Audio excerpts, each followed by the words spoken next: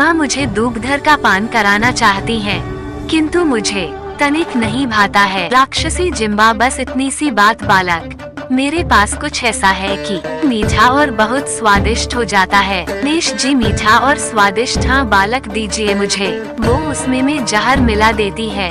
बालक अब तुम इसका पान कर सकते हो। तभी महादेव को अनिष्ट का आवाज होता है। गणेश जी दुग्ध का पान करने लगते हैं और महादेव वहाँ से चल देते हैं। गणेश जी का पूरा शरीर नीला पड़ने लगता है। यह क्या, मेरा शरीर पूरा नीला कैसे पड़ रहा है? जया मौसी, क्योंकि यह कालकूट हलाहल विष का दुग्ध पान किया है तुमने बाला, तुम्हारी रक्षा कोई नहीं कर सकता। तभी महादेव आ जाते हैं। आश्चर्य, माता पार्वती जो स्वयं अविनाशी है, जीवन मरण से परे है, जिनका नाश असंभव है, वो विश्वेश्वर महादेव ने कुछ विष को ढला है, जिसे कंठ में धारण कर नीलकंठ कहलाए। से अत्यंत घातक असुर सिंदूरा में और प्रतीक्षा नहीं कर सकता। कहाँ रह गई दुष्ट जिम्बा? गजानन की सुरक्षा को लेकर सर्वथा उचित है चिंता।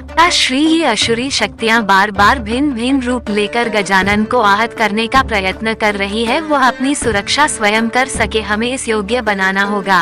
अपनी है मेरी यह धनुष की टंकार, वो शत्रु जिसने ये रक्षणी को यहाँ भेजा है वह सावधान हो जाए। दूरा जिम्बा मृत अवस्था में करेगा, वो मेरा यही कहा था। ब्रह्मदेव ने सत्य हो जाएगा उनका वचन, यदि मैंने स्वयं उसका अंत कर उसे नहीं रोका।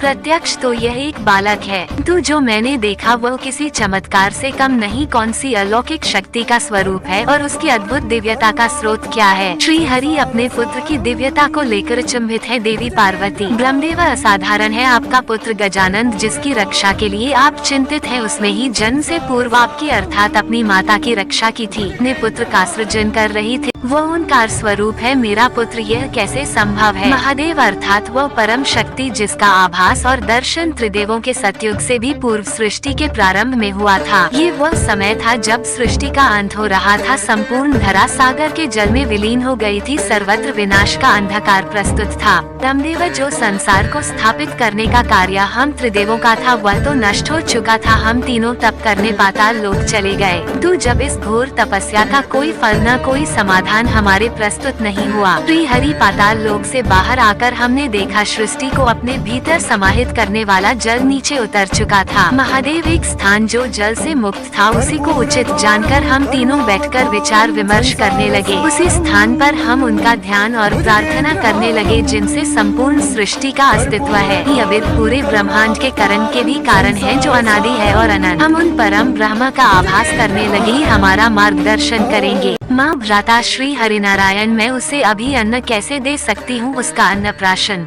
महादेव प्रिया, आप स्वयं अन्नपूर्णा है, इसलिए नाथ अब हम गजानंद का अन्नप्राशन संस्कार प्रारंभ करते हैं। सर्वप्रथम इस परिवार के सबसे बड़े सदस्य हम सभी के आदरणीय गजानन के नाना उसको भोजन का प्रथम निवाला देंगे। माता पार्वती रुकिए, कुछ तो अवश्य अभी भी शेष है। मेरे पुत्र के अन्नप्राशन का प्रथम आहार ये 56 व्यंजन नहीं कुछ और होगा। और माता पार्वती उनके लिए मोदक, जो अपने गजानन का अन्नप्राशन मोदक से ही प्रारंभ होगा और उनके नाना मोदक खिलाते हैं। इतनी मिठास, ऐसा स्वाद छिपा है इसके अंदर जिसका अनुमान इसे देखकर नहीं लगाया जा सकता। पुत्र जैसे मोदक को देखकर कोई नहीं जान सकता उसमें कितनी मीठा है, वैसे ही हम सबके भीतर परमात्मा रूपी सुंदर सत्य का वास है। किंतु मोह माया में लिप्त होने के कारण हम उनकी सुंदरता नहीं जान पाए। उनका परिचय तो मोह माया त्याग कर ही प्राप्त होता है। माँ आप गजानन की नानी है, इसलिए अब आप गजानन को मोदक खिलाएंगी और वो उन्हें मोदक खिलाती हैं। किंतु माँ, यह मोह माया क्या होता है जिसे त्यागना इतना आवश्यक है? कार्तिकेय, हाँ माँ, और इस मोह माया से छुटकारा पाने का उपाय बताइए। माता पार्वती, आत्मा परमात्मा का ही अंश है, अच्छे कर्म से ही परमात्मा को पाया जा सकता है, यही तो जीवन का परम उद्देश्य है। किंतु सांसारिक सुखों की लालसा, निज स्वार्थ और इच्छाओं के मायाजाल से भ्रमित होकर सभी जीव उन परमात्मा को ही बुला बैठे। इस परम उद्देश्य को प्राप्त करने के लिए करना चाहिए।